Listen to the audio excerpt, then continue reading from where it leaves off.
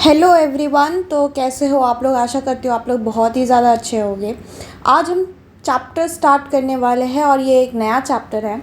इस चैप्टर का नाम है रिप्रोडक्शन इन प्लांट्स, जो कि क्लास 7th का आपका 8th चैप्टर है। ठीक है बच्चों? ठीक है, चलिए तो आज हम स्टार्ट करते हैं। ये चैप्टर अपडेटेड है, ठीक है, ये 12th चैप्टर नहीं है। नोट्स ऑफ चैप्टर 8, ठीक है। तो इस चैप्टर में हम पढ़ेंगे कि कितने टाइप के रिप्रोडक्शंस जो है वो प्लांट में होते हैं, ठीक है बच्चों।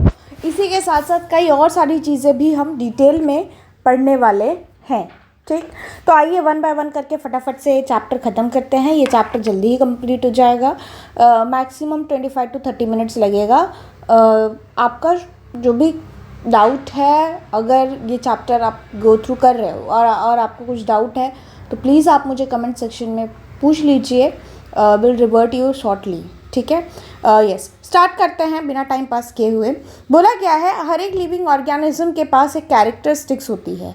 All living organism have a characteristics. एक और बात बच्चों, मेरे साथ साथ आप ये नोट्स बनाते हुए चलिएगा। ये नोट्स जो है वो आपके एग्ज़ाम पॉइंट ऑफ व्यू से बहुत ज़्यादा एसेंशियल है, तो ये एग्ज़ाम में बहुत ज़्यादा आपको काम आएगा, ठीक है। All living organism is a characteristics have a characteristics that they can produce their own kind, ठीक है। हर एक लिविंग ऑर्गेनिज्म के पास ये प्रॉपर्टी होती है कि वो खुद के जैसा रिप्रोडक्शन कर सकता है, यानी कि खुद के जैसा जो लिविंग ऑर्गेनिज्म है वो बना सकता है। तो यही चीज़ को the offspring, the production of offspring from the parent, मतलब पेरेंट जो है वो खुद के जैसा लिविंग ऑर्गेनिज्म बना सकता है, इसी को हम लोग क्या कहते हैं? रिप्रोडक्शन कहते हैं, ठीक है बच्चों। इसी को क्या कहते हैं? रिप्रोडक्शन कहते हैं कि प्लांट जो है वो खुद के जैसा दूसरा प्लांट बना सकता है, ठीक है। यानी कि ये पेरेंट हुआ और ये ऑफस्प्रिंग हुआ, यानी कि ये इसका बच्चा, चाइल्ड, ठीक है, और यंग वन, ठीक। तो इसे जो है वो हम क्या कह सकते हैं? ये इसे हम लोग रिप्रोडक्शन कह सकते हैं। अगर हम मोड्स ऑफ रिप्रोडक्शन की बात करें बच्चों प्लांट में, तो बहुत सारे होते हैं। बहुत सारे इन द सेंस कि दो मेन मोड होता है, वो भी अलग अलग डिवाइडेड होता है। लेकिन प्लांट में भी कुछ पार्ट्स होते हैं, ठीक है। प्लांट में अब क्या पार्ट्स होते हैं? एक तो वेजिटेटिव पार्ट्स होता है और एक होता है रिप्रोडक्टिव पार्ट। तो वेजिटेटिव पार्ट्स क्या होता है? वेजिटेटिव पार्ट्स मतलब होता है प्लांट के ऐसे पार्ट जो कि उसके लाइफ साइकिल में बहुत ज़्यादा हेल्प करते हैं, सच एज फूड के प्रिपरेशन करने के लिए, ट्रांसपोर्टेशन ऑफ फूड करवाने के लिए, वाटर के लिए, न्यूट्रिएंट्स के लिए। तो इसमें जो एग्जाम्पल है आ जाएगा आपका रूट, स्टेम एंड लीफ, ठीक है। तो ये जो है वो क्या है? ये जो है वो वेजिटेटिव पार्ट है, जो कि एक मेजर रोल प्ले करवाता है उनकी ज़िंदगी जीने के लिए, ठीक। वही अगर हम रिप्रोडक्टिव पार्ट्स की बात करें तो रिप्रोडक्टिव पार्ट्स जो है प्लांट में क्या बोला गया है? This are the part of the plant that play the major role in the reproduction, ठीक है। ये ऐसा पार्ट है प्लांट का जो रिप्रोडक्शन में हेल्प करता है। जैसे फॉर एग्जाम्पल के लिए है फ्लावर एंड फ्रूट, ठीक है बच्चों। तो इसे जो है वो हम क्या कह सकते हैं? रिप्रोडक्टिव पार्ट्स कह सकते हैं, ठीक है। मेरे साथ नोट्स बनाते हुए चलिएगा, एसेंशियल है नोट्स जो कि आपके एग्जाम में पूछा जा सकता है, ठीक। उसके बाद बोला गया है रिप्रोडक्शन। तो रिप्रोडक्शन की अगर हम बात करें तो पहला आता है असेक्सुअल रिप्रोडक्शन और दूसरा आता है सेक्सुअल रिप्रोडक्शन। असेक्सुअल रिप्रोडक्शन की बात करें हम तो उसमें मेनली क्या होता है कि जो नए प्लांट है वो प्रोड्यूस किए जाते हैं विदाउट यूजिंग सीड, ठीक है। जो नए प्लांट है वो उगाए जाते हैं सीड का बिना यूज़ किए हुए, ठीक है। मतलब बिना सीड के प्लांट उगा दिया। हाँ बच्चों, अगर तुम बोलोगे बिना सीड के प्लांट कैसे उगा सकते हैं मैम, तो बिना सीड के प्लांट इस तरीके से उगा सकते हैं। इसके लिए कुछ प्रोसेस होता है, वो हम आगे पढ़ने वाले हैं।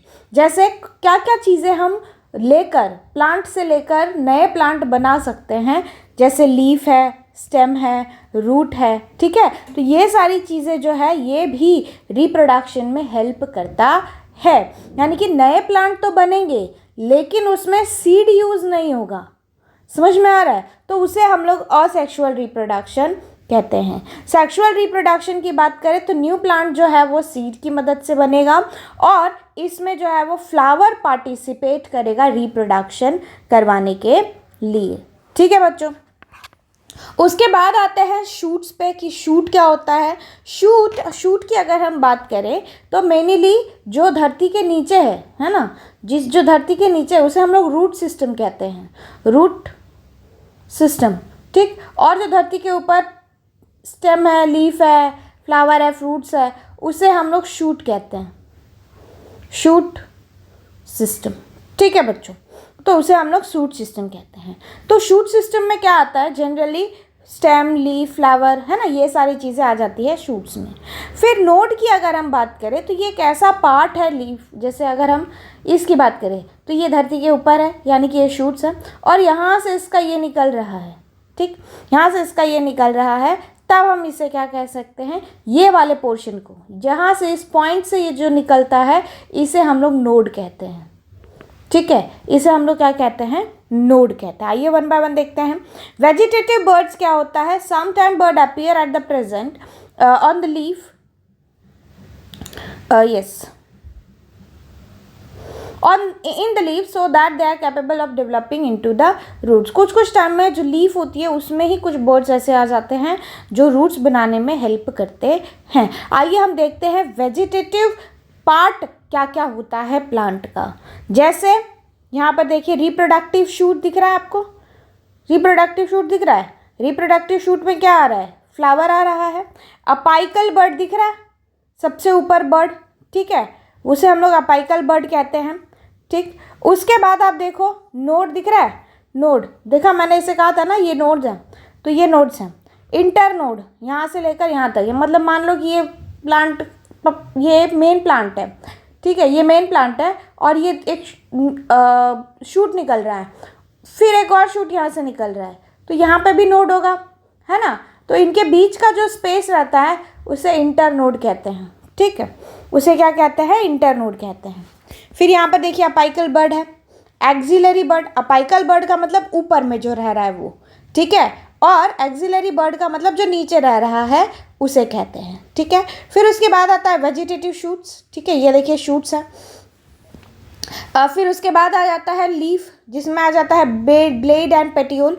ब्लेड मतलब जो लीफ के, ये लीफ है, ठीक है, ये लीफ नहीं है, ये थोड़ा कुछ और ही बन गया।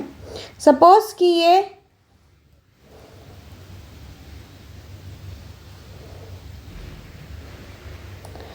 लीफ है, ठीक,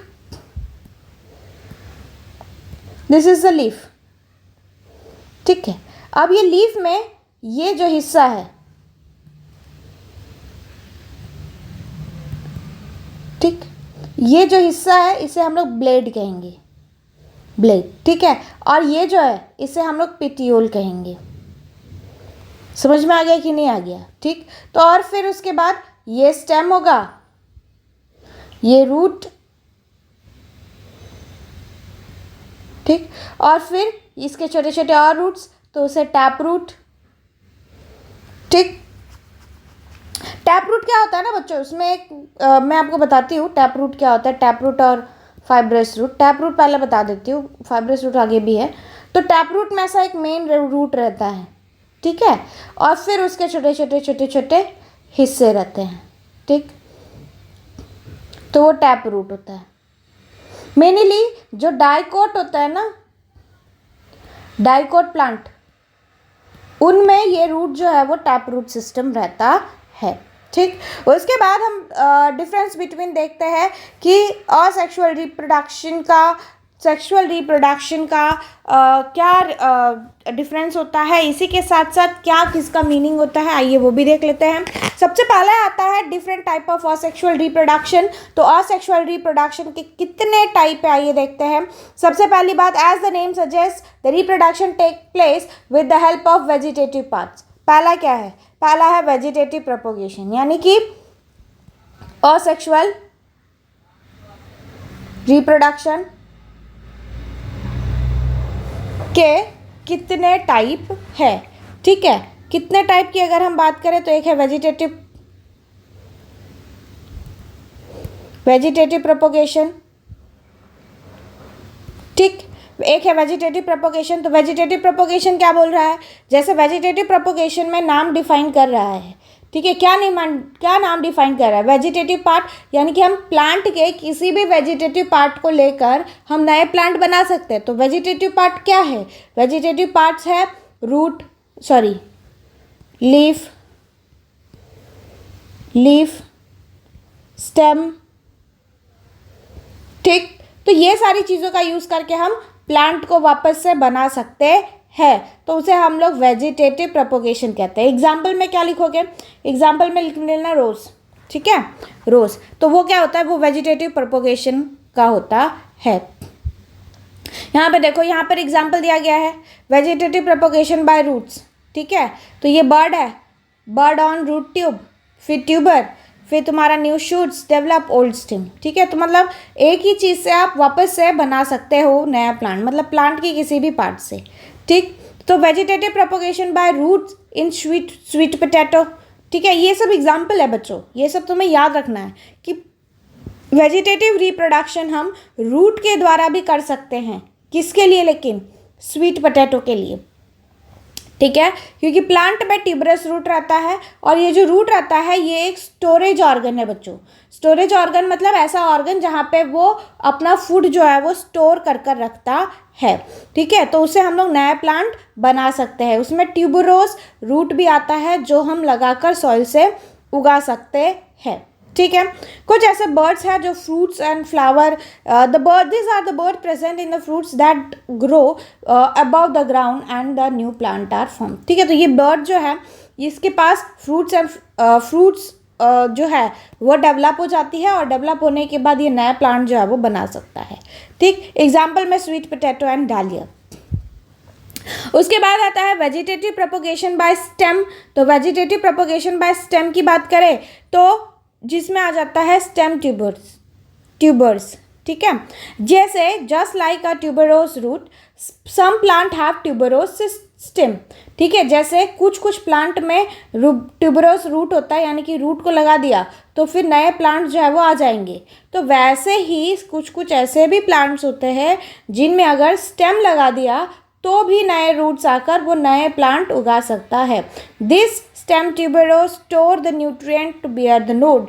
The node bud form the new plant. तो फिर ये नोड जो है वो नए प्लांट बनाता है, जैसे कि है आपका पोटैटो, ठीक। उसके बाद बोला गया है कि रनर्स, ठीक है, रनर्स पे आते हैं। रनर्स की अगर हम बात करें तो रनर्स में देखिए, रनर्स आपको पता होगा, रनर्स मतलब होता है ऐसे ऐसे ऐसे ऐसे, वो जो गणेश जी को चढ़ती है ना, दैट इज दुर्वा, ठीक है।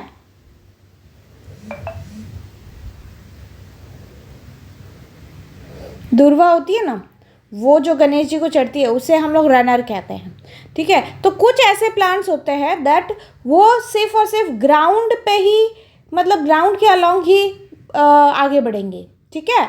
और इस मतलब आप जिस भी डायरेक्शन में लगा वो हर एक डायरेक्शन में क्या हो जाते हैं, फैल जाते हैं, ठीक। तो इस कंडीशन में हम इसे क्या कहते हैं, रनर कहते हैं। रनर इसीलिए कहा जाता है क्योंकि ये सिर्फ ग्राउंड के मतलब ग्राउंड के ऊपर ही पूरी तरीके से फैल जाता है। ये जो रनर होता है इसमें कुछ बर्ड्स होते हैं और कुछ रूट और स्टेम होता है जो हेल्प करता है इसको और भी ज़्यादा बनाने के लिए। जैसे फॉर एग्जाम्पल के लिए आपका स्ट्रॉबेरी भी रनर्स में आ सकता है, ऐसा ज़रूरी नहीं है कि सिर्फ दुर्वा ही आएगा, तो स्ट्रॉबेरी भी आता है, ठीक है।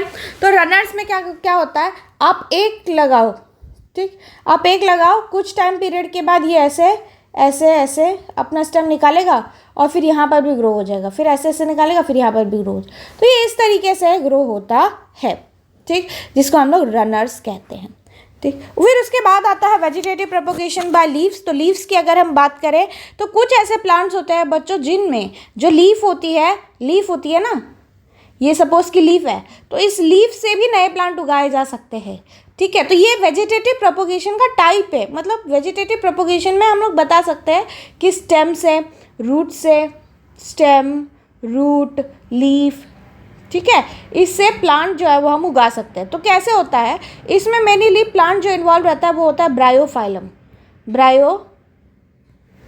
ब्रायोफाइलम, ठीक है। इसमें क्या होता है, जो लीफ होती है ना, इसके मार्जिन पे, मार्जिन इन द सेंस कि इसके जो आजू बाजू में ये मार्जिन है, ठीक, इस मार्जिन पे क्या होता है, छोटे छोटे छोटे छोटे ऐसे बर्ड डेवलप हो जाते हैं, ठीक है, इसे बर्ड कहते हैं। ये जो है वो बर्ड डेवलप हो जाते हैं।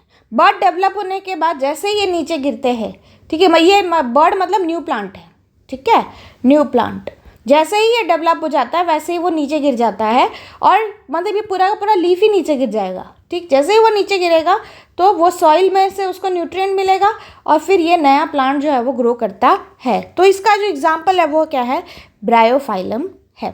ठीक, फिर उसके बाद आता है artificial means of vegetative propagation. हम लोग आर्टिफिशियल मीन्स से कैसे वेजिटेटिव प्रोपोगेशन कर सकते हैं, तो एक होता है कटिंग, ठीक है, जैसे हम बेसिक जो बोलते हैं कटिंग मेनली रोज़ के लिए हम यूज़ करते हैं। ठीक है, क्या होता है उसका जो स्टेम होता है, ठीक, उसको हम लोग आर्टिफिशियली काट लेते हैं। आर्टिफिशियली मतलब खुद से हम काटते हैं, ठीक है, वो खुद से मतलब वो अपने आप नहीं कटता, हम खुद से उसको कोई भी ऐसे पार्ट से कट करते हैं जहाँ से उसको तकलीफ ना हो, तो ऐसे उसको कट करते हैं और फिर उसको दूसरी जगह पर लगा देते हैं। तो फिर उसके जो ब्रांच है उसको लगाने के बाद वो वापस से नए प्लांट जो है वो बना लेता है। So that is known as what, cutting, उसे हम लोग कटिंग कहेंगे। तो कटिंग जो है वो इसका डायग्राम यहाँ पर है। ठीक है, आप साइड बाय साइड नोट बनाते हुए चलिएगा, मैं बस एक्सप्लेन कर रही हूँ। ठीक है, फिर उसके बाद आता है ग्राफ्टिंग। तो ग्राफ्टिंग में क्या होता है बच्चों, ग्राफ्टिंग की अगर हम बात करें तो ये आपका नोट्स है। ठीक है, ग्राफ्टिंग की अगर हम बात करें तो इसको एग्जाम्पल के तौर पे हम एप्पल का एग्जाम्पल रख सकते हैं। उसमें क्या होता है, एक इसमें ना मेनली हाइब्रिड बनाने के लिए हम ग्राफ्टिंग का यूज़ करते हैं। क्या बनाने के लिए, हाइब्रिड बनाने के लिए। तो सपोज़ कि ये एक प्लांट है, ठीक है, एक पॉटेड प्लांट है, तो उसको हम लोगों ने यहाँ से कट कर दिया और इसके ऊपर हमने क्या किया, दूसरा प्लांट लगा दिया। ठीक, दूसरा प्लांट लगा दिया, यहाँ पर वैक्स लगा दिए और फिर उसको बैंडेज से बांध दिया। ठीक, तो इससे क्या होगा, हाइब्रिडाइजेशन होगा। हाइब्रिडाइजेशन की वजह से हमें क्या मिलेगा, हाइब्रिडाइजेशन की वजह से हमें नए फ्रूट्स, नए वेजिटेबल्स, नए fruits in the sense what, कि उसका कलर चेंज हो जाना, ठीक है, फिर उसके अलग टेस्ट आ जाने। तो ये सारी चीज़ें होती है ग्राफ्टिंग की वजह से। इसमें सबसे बड़ी बात कि इसे जो है वो स्टॉक कहते हैं और इसे जो है वो साइकॉन कहते हैं, साइओन या साइकॉन। ठीक है, फिर उसके बाद आता है आपका एडवांटेज ऑफ वेजिटेटिव प्रोपोगेशन। तो वेजिटेटिव प्रोपोगेशन की अगर हम बात करें तो ये फास्टर ग्रो होता है, ठीक है, और सेक्सुअली प्रोड्यूस हो सकता है, सेक्सुअली के साथ भी ये रिप्रोडक्शन बता सकता है। ठीक है, plant that reproduce with vegetative reproduction have fruits flower ahead of time. ठीक है, वेजिटेटिव प्रोपोगेशन के साथ जो भी प्लांट प्रोड्यूस हुआ है वो फिर आगे चल के फ्लावर या फ्रूट्स जैसे, और जैसे सेक्सुअल रिप्रोडक्शन में आपको फ्रूट एंड फ्लावर मिलता है, सेम वे इसमें भी आपको फ्रूट एंड फ्लावर मिलेगा ही। और जो कॉपी होता है वो एग्जैक्टली सेम होता है अपने पेरेंट की तरह। ठीक है, तो ये उसका एडवांटेज आ जाता है। फिर उसके बाद अगर हम बडिंग की बात करें तो बडिंग जो है वो ईस्ट एक ऐसा ऑर्गेनिज्म है जो बडिंग दिखाता है। ईस्ट मतलब एक ऐसा सेल है जो लिविंग है। ठीक है, लिविंग है। मेनली इसका यूज़ हम लोग बेकर ईस्ट के लिए करते हैं, जैसे केक बनाना हो, इडली बनाना हो, ठीक है, डोसा वगैरह बनाना हो, तो जो चीज़ हमें प्लफ़ी बनानी हो, खमन वगैरह बनाना हो, तो उस चीज़ के लिए हम बडिंग का यूज़ करते हैं। जैसे यस, ये बडिंग होता है। ईस्ट जो है ये एक ऐसा लिविंग ऑर्गेनिज्म है जो सिंगल सेल का होता है। ठीक है, ये फंगस है, ये प्लांट नहीं है। ये आप हमेशा याद रखिएगा कि ईस्ट जो है वो फंगस है, ये प्लांट नहीं है। ये आपको याद रखना है क्योंकि ये आपके फिल इन द ब्लैंक्स में पूछा जा सकता है। तो ईस्ट क्या है, ईस्ट एक ऑर्गेनिज्म है जो सिंगल सेल का होता है और इसमें जो है इसको क्या कहते हैं, फंगस कहते हैं, इसको प्लांट नहीं कहते। ठीक, जब आप उसको क्या करोगे कि कुछ ऐसे कंडीशन, यानी कि थोड़ा सा आप पानी ले लेना, फिर उसमें थोड़ा सा ईस्ट पाउडर डालना, ठीक है, और उसको कुछ टाइम के लिए छोड़ देना, थोड़ा सा शुगर या फिर सॉल्ट डालकर छोड़ देना। फिर आप देखोगे कि ईस्ट जो है ये एक फेवरेबल कंडीशन में, यानी कि फेवरेबल कंडीशन, फेवरेबल टेम्परेचर में अपने अंदर से बर्ड लाइक प्रोजेक्शन प्रोड्यूस करता है। बर्ड इन द सेंस ये ऐसा रहेगा तो ये ऐसे ऐसे बर्ड जैसे फॉर्मेशन करता है। तो इसे जो है वो हम क्या कहते हैं, बर्ड कहते हैं। ठीक है, एक जो रहेगा इसे हम लोग बर्ड कहेंगे। जैसे ही वो ग्रो होता है वैसे ही वो अपने पेरेंट सेल से डिटैच हो जाता है, यानी कि जैसे ही ये थोड़ा सा बड़ा हो जाएगा तो वो अपने पेरेंट से क्या हो जाएगा, डिटैच हो जाएगा। डिटैच इन द सेंस कि वो अपने पेरेंट से अलग हो जाएगा। ठीक है, अलग अलग हो जाएगा और फिर ये अपना नंबर ऑफ मास बढ़ाएगा, यानी कि ये भी फिर ग्रो करेगा। ठीक है, तो ये अपना नंबर ऑफ मास जो है वो बढ़ाता है। अगर आप देखोगे यहाँ पर देखो, ये पेरेंट ईस्ट है। ठीक है, इसमें छोटे से बर्ड आए। ठीक है, ये बर्ड से न्यू ईस्ट सेल का फॉर्मेशन हुआ, फिर ये सेपरेट हो गया। जब ये सेपरेट हुआ तो फिर ये ईस्ट सेल वापस से अपने बर्ड जैसे बनाएगा, फिर सेम ये जो साइकिल है वो रिपीट होता रहेगा। ये चेन ऑफ ईस्ट सेल भी बनाता है। फिर उसके बाद आता है फ्रेगमेंटेशन। तो फ्रेगमेंटेशन की अगर हम बात करें, अभी तक हम सिर्फ असेक्सुअल रिप्रोडक्शन की ही बात कर रहे हैं। असेक्सुअल रिप्रोडक्शन जिसमें हमने पढ़ा बडिंग, इसी के साथ हमने पढ़ा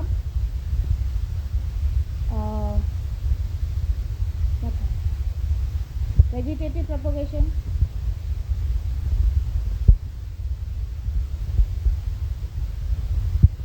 अब हम पढ़ने जा रहे हैं फ्रेगमेंटेशन। ठीक है, बर्डिंग में किसका एग्जाम्पल था, ईस्ट का। ठीक है, बर्डिंग में किसका एग्जाम्पल था, ईस्ट का। और वेजिटेटिव प्रोपगेशन में किसका एग्जाम्पल है, वेजिटेटिव प्रोपगेशन की अगर हम बात करें, वेजिटेटिव प्रोपगेशन में कई सारे थे, स्टेम से था, लीफ से था, है ना।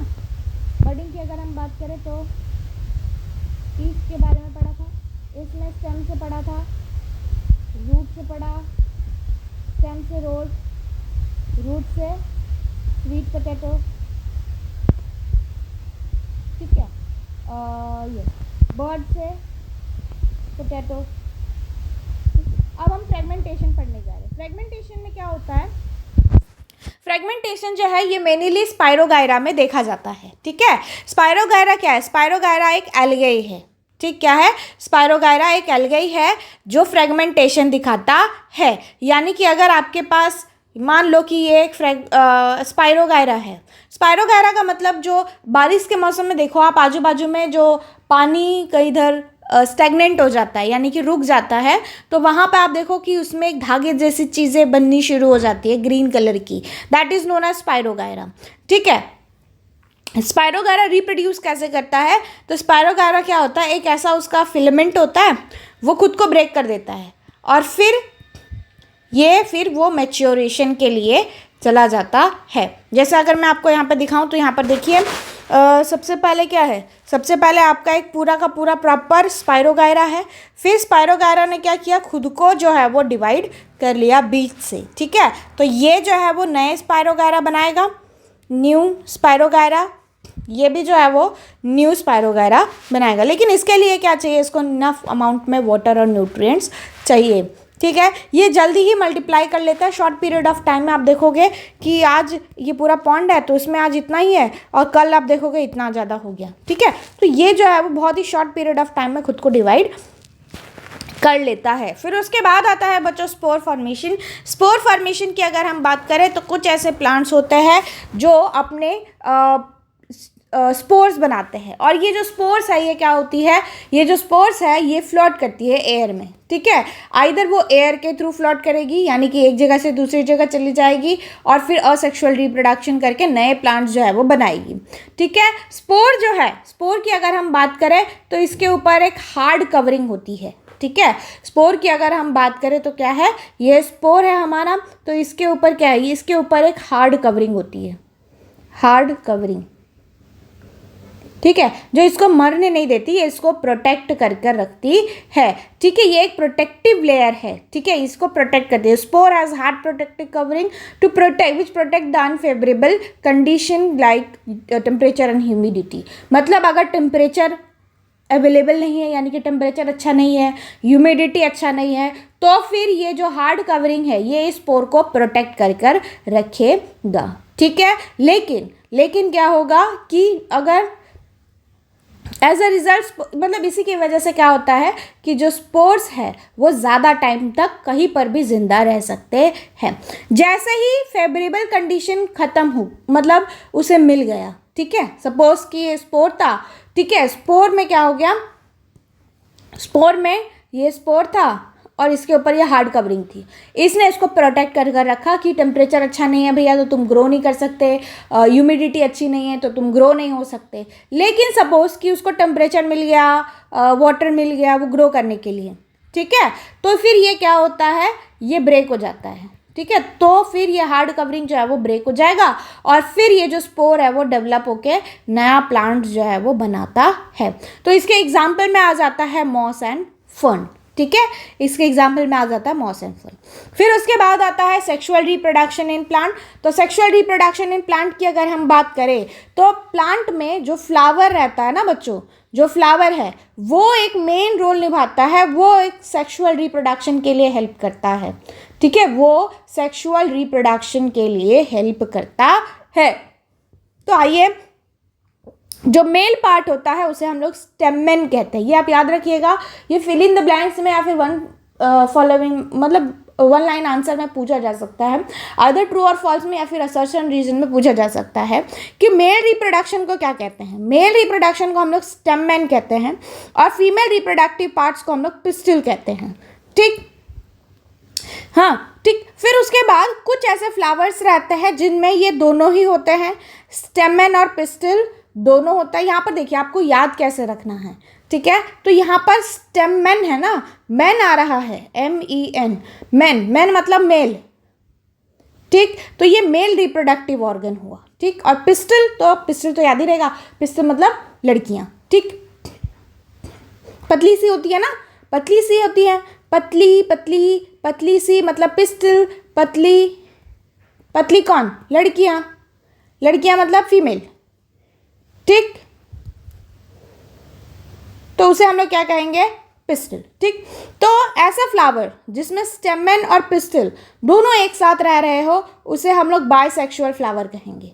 क्या कहेंगे, बाइसेक्सुअल फ्लावर, क्योंकि दोनों में ही मेल भी है और फीमेल भी है, यानी कि आपके पास एक ही फ्लावर है उसमें मेल भी है और फीमेल भी है, मतलब स्टेमेन और पिस्टिल दोनों है, तो उसे हम लोग क्या कहेंगे,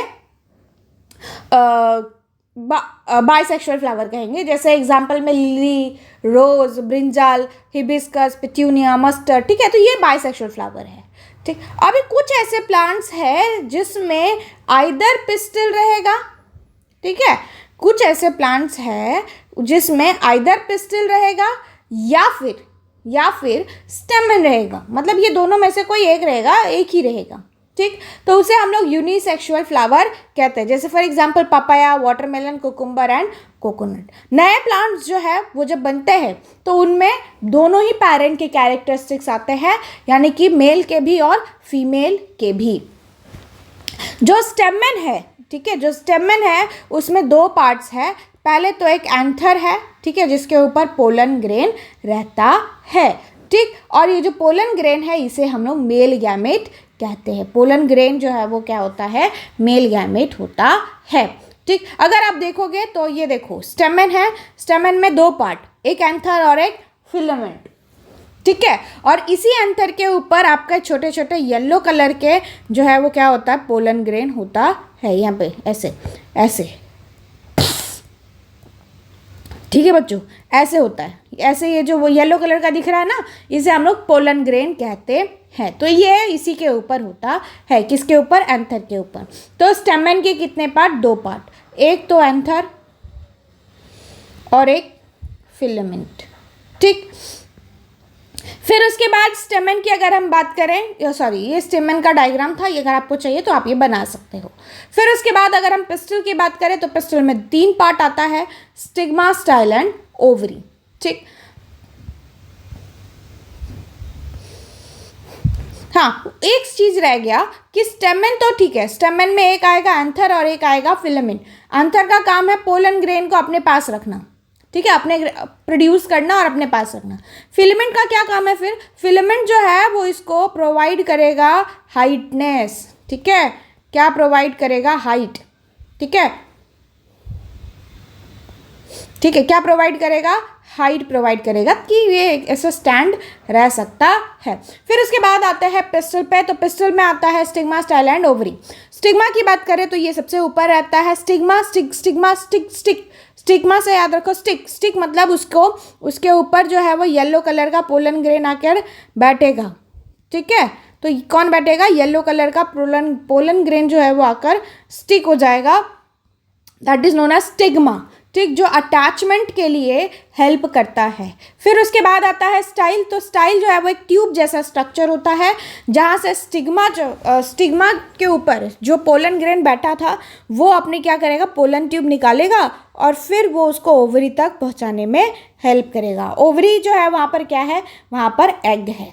ठीक है, ओवरी के पास क्या है? एग्स है।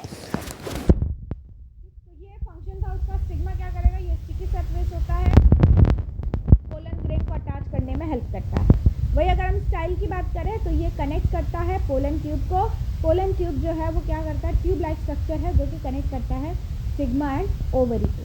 ठीक, ओवरी क्या कर रहा है? ओवरी के पास एग है जिसे हम लोग फीमेल गैमेट कहते हैं, और वहाँ पर जो है वो पोलन ग्रेन जाकर बैठे, मतलब जाकर वहाँ पर उसका फॉर्मेशन करेगा। ठीक, फिर उसके बाद आता है how male gamete reaches to the female gamete, कि मेल गैमेट जो है वो फीमेल गैमेट पे कैसे पहुंचता है। आइए पढ़ते हैं। सबसे पहले जो मेल और फीमेल गैमेट है ये एक दूसरे के साथ फ्यूज होते हैं, तो ये बनाते हैं जाइगोट। ठीक है, यस। तो क्या होता है? सबसे पहले मेल गैमेट और फीमेल गैमेट जब ये एक दूसरे के साथ फ्यूज होके, ठीक है, जब ये एक दूसरे के साथ फ्यूज होके दूसरा एक कोई चीज़ ऐसा बनाएंगे तो इसे हम लोग जाइगोट कहेंगे। ठीक है, जाइगोट। ठीक, उसके बाद male gamete reaches to the female gamete by the process of fertilisation, कि मेल जो है, मेल गैमेट क्या है? Pollen grain. ठीक है, वहाँ पर अगर मैं लिख दूँ कि मेल गैमेट क्या है? मेल गैमेट क्या है? Pollen grain. ठीक, और फीमेल गैमेट क्या है? एग। ठीक, तो ये पोलन ग्रेन एग तक पहुंचता क्या है? यानी कि ये पोलन ग्रेन है और ये एग है। ठीक है, ये दोनों जब फर्टिलाइज होगा तो ये एक तीसरा चीज बनाएगी, इसे जाइगोट। ठीक है, तो ये इसके पास पहुंचता कैसे है? तो इसके पास जब पहुंचता है तो उस प्रोसेस को हम लोग क्या कहते हैं? फर्टिलाइजेशन कहते हैं, या फिर उसे हम लोग पॉलिनेशन कहते हैं। ठीक है, तो इसको हम लोग क्या कहते हैं? पॉलिनेशन कहते हैं। आइए देखते हैं पॉलिनेशन क्या होता है। Pollen grain have a tough covering which have allowed the surviving in the climatic condition. जैसे आपका स्पोर है, ठीक है, जैसे आपका स्पोर है तो स्पोर क्या होता है? ये स्पोर है और इसके ऊपर हार्ड कवरिंग होती है। वैसे ही जो पोलन ग्रेन है उसके ऊपर भी एक हार्ड कवरिंग होती है जो उसको प्रोटेक्ट कर कर रखता है। इसकी इतनी ज़्यादा हल्की वेट होती है कि ये विंड के थ्रू एक फ्लावर से दूसरे फ्लावर के ऊपर जंप कर जाता है और फिर वो उसके स्टिग्मा पर जाकर बैठ जाता है। ठीक है, तो यही इसी को हम लोग पॉलिनेशन कहते हैं। पॉलिनेशन का मतलब हो जाता है transfer of pollen grain from anther to stigma one to another stigma, that is known as pollination. ठीक है, यानी कि पोलन ग्रेन का transfer, the process of transfer of pollen grain from one stigma to another is known as from anther, यहाँ पर आना चाहिए from anther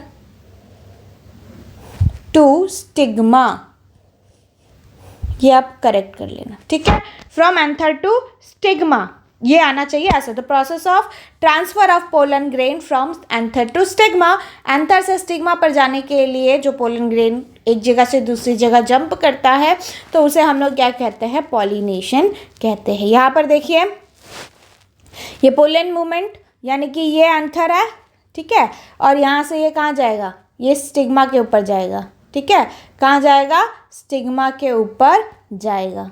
ठीक है, दिख रहा है स्टिग्मा के ऊपर जा रहा है, तो इसे हम लोग पॉलिनेशन कहते हैं। पॉलिनेशन दो टाइप के होते हैं। ठीक है, self pollination and cross pollination. Self pollination को हम लोग ऑटोगैमी भी कहते हैं, क्रॉस पॉलिनेशन को हम लोग जेनोगैमी भी कहते हैं। ठीक, तो सेल्फ पॉलिनेशन का मतलब आइए देखते हैं कि अगर आपका फ्लावर, ठीक है, यहाँ पर नॉर्मली क्या होता है, सेल्फ पॉलिनेशन देखते हैं कि ये सपोज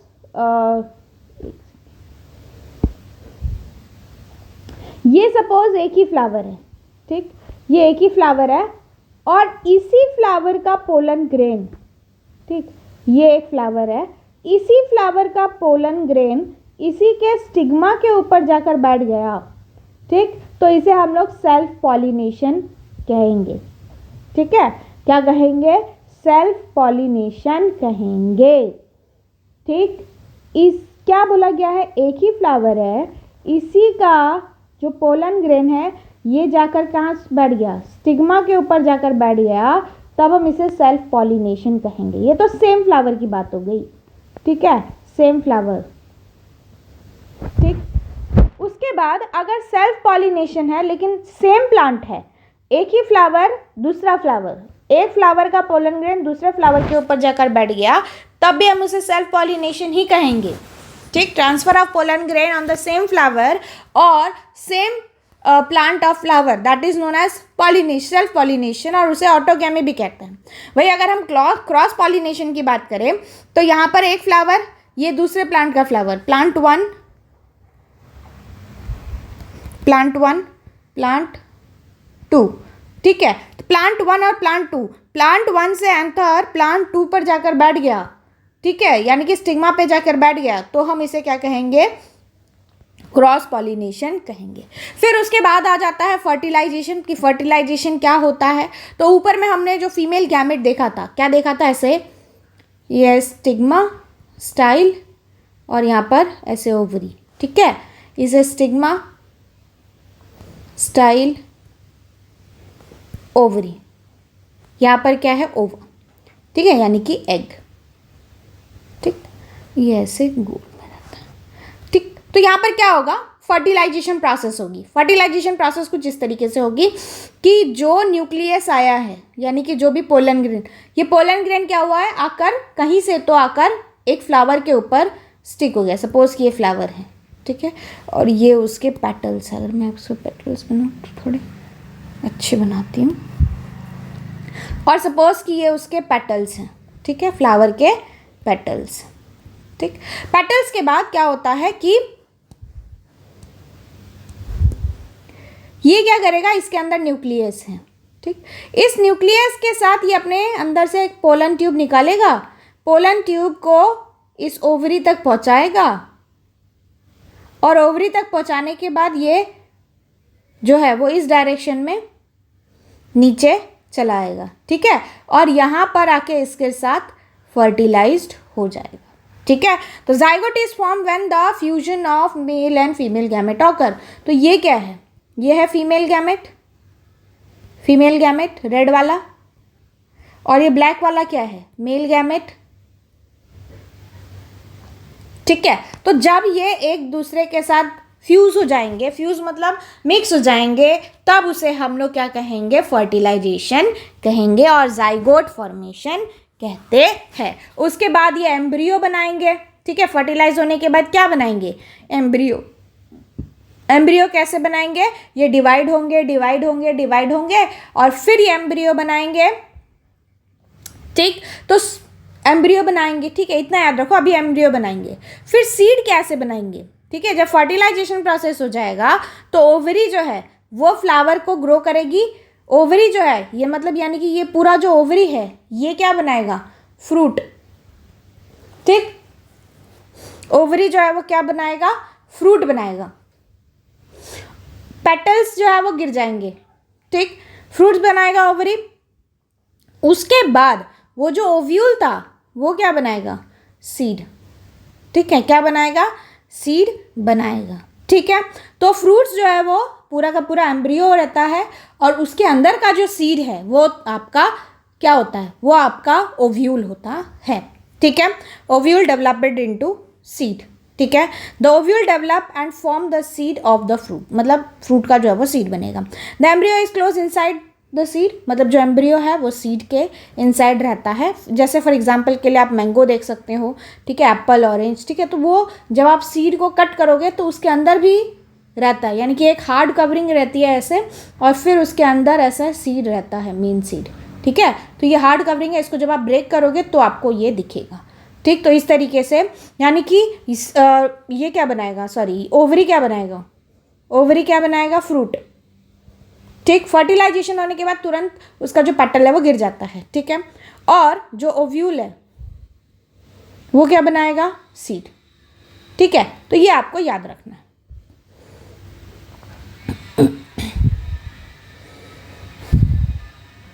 फिर उसके बाद आता है सीड डिस्पर्सल। आई थिंक ये लास्ट टॉपिक है आपके बुक का, ठीक है। तो सीड डिस्पर्सल की अगर हम बात करें तो सीड डिस्पर्सल का मतलब होता है कि transportation of seed from parent plant to the different places, that is known as seed dispersal. यानी कि पेरेंट प्लांट है, ठीक है, वो उसके पास बहुत सारे सीड है और वो क्या करेगा, अपने सीड्स को अलग अलग जगह पे फेंक देगा, और यानी कि फेंक देगा इन द सेंस कि अलग अलग जगह पे पहुंचा देगा, जिसकी वजह से वहां पर फिर प्लांट डेवलप होंगे, that is known as seed dispersal. उसे हम लोग क्या कहते हैं, सीड डिस्पर्सल कहते हैं। सीड डिस्पर्सल में सेम काइंड के प्लांट जो है वो अलग अलग रीजन पे ग्लो होता है। यानी कि मान लो एक प्लांट इधर है, ठीक है, उसके पास सीड था, उसने यहाँ पर हर एक जगह डाल दिया, तो हर एक जगह पे कौन सी प्लांट उगेगी, जो यहाँ पे थी वहीं पे, यानी कि अलग अलग रीजन पे वही प्लांट उगेगी ना। तो same kind of plant will be grow on different area, ठीक है।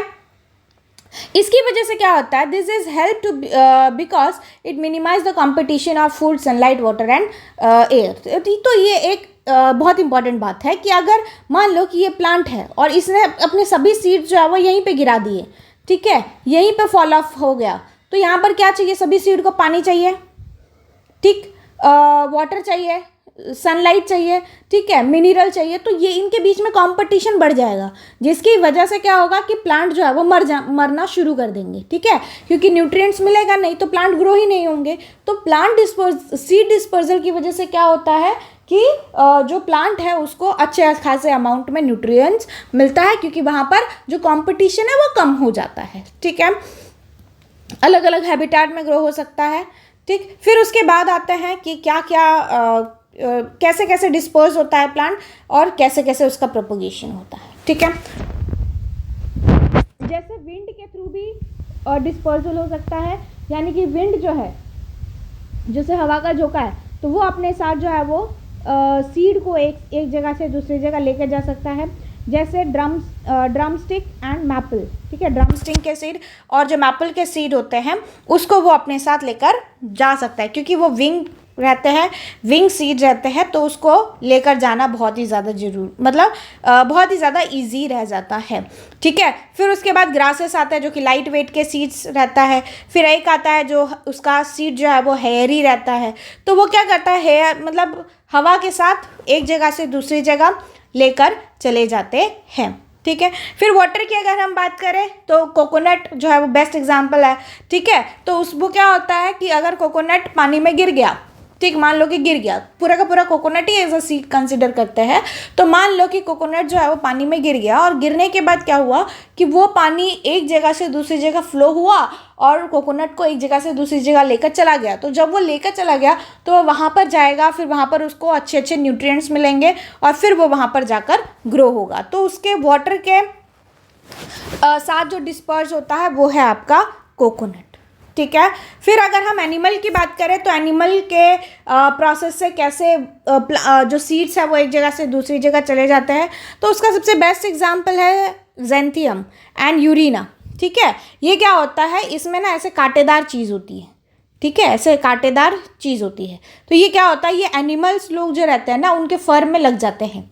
एनिमल्स जब बाजू से निकलते हैं तो ये उनके फर में चिपक जाते हैं। तो चिपकने के बाद अगर एनिमल कहीं और जाकर बैठे तो ये सीड जो है वहाँ पर गिर जाता है और फिर वहाँ पर उसके प्लांट्स जो है वो ग्रो कर जाते हैं, ठीक है। अगर हम फ्रूट बर्स्ट की बात करें, यानी कि फ्रूट जो है वो बर्स्ट होता है और फिर अपनी सीड्स जो है वो हर एक जगह पे फैलाता है, तो उसका सबसे बेस्ट एग्जांपल है कैस्टरो एंड बलासम, ठीक है। तो वो क्या होता है, उसका एक सीड रहता है, अगर आप उसको छू दो तो वो बर्स्ट हो जाता है और फिर उसके सीड जो है वो हर एक जगह पर डिस्पर्स हो जाता है और फिर वो वहाँ पर ग्रो करता है, ठीक है बच्चों। तो ये था आपका पूरा का पूरा चैप्टर जो कि हमने कंप्लीट कर लिया है अप्रॉक्सीमेटली 40 मिनट्स में, ठीक। यस, अगर आप लोगों को ये वीडियोस अच्छी लग रही हैं तो प्लीज़ वीडियो को लाइक करिए, चैनल को सब्सक्राइब करना मत भूलिएगा, ठीक है। चाहे पेंसिल हो आपके हाथ में, रबड़ हो यानी कि इरेज़र हो, शार्पनर हो, पेन हो, जो भी चीज़ हो, उसे फेंक कर सब्सक्राइब बटन को दबाइएगा और बेल आइकन को प्रेस करना मत भूलिएगा, ठीक है। यस, अगर आपको ये नोट्स चाहिए तो मैं वहाँ पर अटैच करवा दूँगी कमेंट सेक्शन में। अगर नहीं करवाई रहूँगी तो प्लीज़ आप मुझे कमेंट सेक्शन में बताइएगा, मैं ये अटैच करवा दूँगी, ठीक है। अगर आपके पास कोई भी डाउट है please let me know in the comment section, okay. Till then thank you so much, bye bye, take care.